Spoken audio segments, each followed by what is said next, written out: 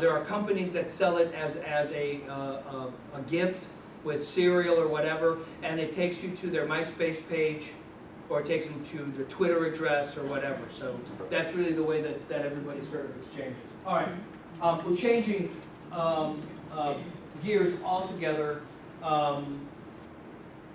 Augmented reality. You all know what augmented reality is. Okay, you've seen it many times. Where have you seen it? Anytime you see a football game or a ball game and you see the stripes across the field or the logo, does that make sense? That's augmented reality. Augmented reality by definition is I am capturing something from a camera, a video camera, or I have got a video feed over which I am going to superimpose computer graphics, illustration, or animation, almost always three-dimensional in nature. Cool? So, where have you seen augmented reality immediately? Everybody familiar with the Wii? Okay, you create an avatar. It's this little character. So, you're playing. It is superimposing your avatar on top of the animation. Cool? Does that make sense? Old school. New school. The new systems have got a camera. You'll notice that this couple is being captured in real time. They are being superimposed onto the beach where they are playing volleyball. Does that make sense? Or golf or bowling. So, what I want you to think about in augmented reality is the concept that it's still a printed trigger that takes you to an online experience. Okay? So you're seeing it in things like baseball cards, you're seeing it in greeting cards, you're seeing certainly a lot of it in terms of gaming. It does use your GPS for positioning. It also is being used now to be able to project instructions on boxes. I'm going to show that to you. She's putting that on the wall so she can shop at home. It's placing the clothes on her. You're seeing it being used for things like the post office, glasses that will in fact superimpose information that you can read. She's shopping at a store and it's putting clothes on her again. Gaming, entertainment, huge, huge, huge use. I cannot invite you more warmly, please, go to YouTube, type in augmented reality. You'll get a menu, it's demos, business cards, blah, blah, blah. While the videos are only 2 to 3 minutes long, I promise you, you will be there for an hour, mesmerized by what's available. It can be really cheesy. I actually picked this up, I want to say like 4 years ago. Now you see that the production value is very low. I mean, it was done just from a handheld camera at the time. But the idea that if you go to this, by the way, on YouTube, he's added audio. He goes, "Hi, my name's John Smith, and if you want graphic design, then come to my website, and it's on the other side of my card, blah, blah, blah." Does that make sense? Why is this important? Because here's the interesting thing. As technology starts to overwhelm us, we really do want to feel that human aspect, that human touch. The idea that you actually see John Smith talk to you is huge. This is ground zero. In the augmented reality world, this is considered ground zero. December 2009 issue, it's right there. By the way, it stays right there. Okay. It's a huge collector's item at this point. December 2009, Robert Downey Jr. is sitting on an augmented reality code. Back then, you had to download the proprietary software in order to run it, but they tell you to hold it up to your webcam. Robert Downey Jr. comes out and does this 4-minute video welcoming you to the augmented reality issue, blah, blah, blah. Then he tells you to turn the magazine to 90 degrees and rescan the code, and then he does this commercial for his new movie, Sherlock Holmes, that has video in video. Then he says, turn the magazine to 180 degrees and rescan it, and there's a 4-minute video talking to him about augmented reality as it relates to publishing, and then he says, turn the magazine to 270, scan it, and he talks about what is the future of augmented reality and publishing. So this magazine That code had 4 augmented reality codes. The magazine had 5 codes. So, the magazine, you're looking at my monitor. The magazine has been scanned. He's been shot on a green screen, superimposed. The type is actually been animated. Stories on the best and brightest scientists, engineers, digital effects artists, economists, and those big forward thinkers doing mind-blowing things. All of that, we are presently intertwined in our environment.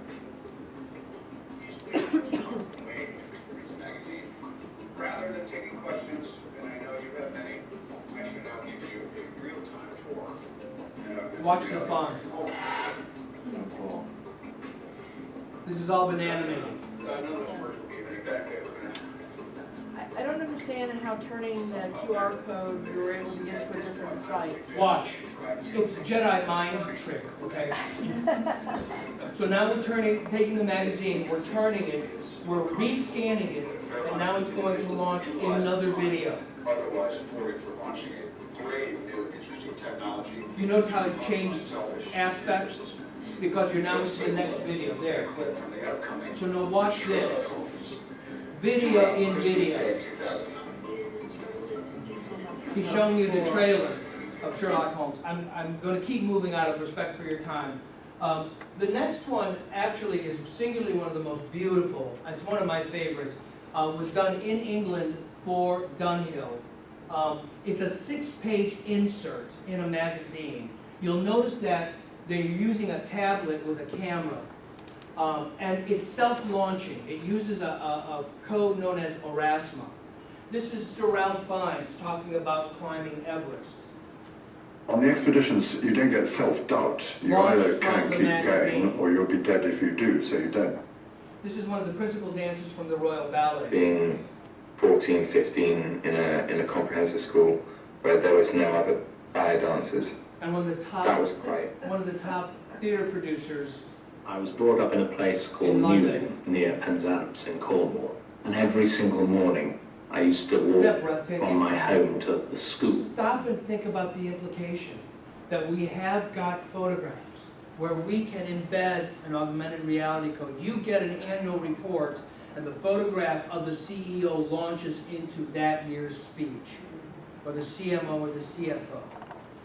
You get a piece of direct mail that instructs you to download Orasma, or you already have it in there. You hold it up and Flow from Progressive jumps out and starts talking to you about insurance, or the Geico, or whatever. Does that make sense? We can embed augmented reality codes into our imagery. To that point, we can actually do something which is truly amazing. Lego has embedded an augmented reality code onto their boxes. They have these Lego stations in their stores, and it's being rolled out into Toys R Us, Kids R Us, Best Buy. The child brings the box up to the station. It's a big monitor. You'll see it in a second. It's a monitor with a camera. It reads the box. It uses the augmented reality software. It builds what it sees in the box on top of the box 3-dimensionally. Looks like this. So you can literally see that this has got a plane, 3-dimension. You can see the moving parts. You can also see what comes with the piece. Why is this important? Wait, watch this. As she turns it over and it can't read the code anymore, it disappears. Why is this important? Because in fact, in the Lego stores, they have reported a 15% increase in in-store sales. This police station is immensely expensive, okay? It's a complex. It built it 3-dimensionally on top of the box. It shows you all the moving parts. It shows you what goes up and down, what comes with it. And I gotta tell you something. The child sees it because of all of the animation they see. They're like, oh wow, cool. The parents behind them are freaking out. Also, while it is a 15% increase in sales, I'm telling you, this box, this Lego thing was about $235, $240. You know that when that child sees that, they will turn your life into misery until you buy it for them, okay? I've got just a few more pieces I want to show you and then we're out, okay? T-shirt turns into augmented reality. Child stands in front of the monitor. Based on the way that they move their arms, they can make it rain, make it snow, create rainbows. You register the shirt, and what it does is it upgrades the software, so every 3 months they learn to do new things, okay? The one, I'm not going to show you that. This one is for at home, but it's also being done now in stores. You go into a room, you close the door, you've got the privacy, you strip down to your underwear, it talks to you, and it says front, right side, left side, back side. It maps your body. So in this case, she's doing it out of her home. You can see her sofa in the background. She's using her laptop. She's going through the catalog. She finds a dress that she likes, and now, knowing that it's mapped her body, puts the clothes on her body. The beauty of it is, as she turns, you can see it right, left, and you can see if it makes your butt look good. So it doesn't alter itself to your body. It does alter your, it's mapped your body. So does it make it look good on you, or? No, it makes it look like what it's going to look like on your body. Let me put it this way, if it's a clingy dress, it will in fact cling to your body. If it's a loose dress, it shows you what the tongue looks like. So, let me show you this one, because I think this is a blast. This is Tag Heuer. This was an ad that was run in Bazaar magazine. The young lady has been instructed to go to the Tag Heuer website and download the augmented reality page. She goes in, at the same time it is turned on her webcam. She has been instructed to cut out the watch and then tape it to her wrist. Why? Because the more she does, the more engaged she is in the process. She now has it on her wrist. She holds it up to the webcam where she can now see what the watch looks like on her wrist in 3 dimensions. We're doing this with things like shoes, clothes, accessories, old school. This was IKEA. This is, you're looking through the camera of your phone. This is your home. It's showing you pieces that you have asked for by SKU to what it looks like in your house. Old school. New school,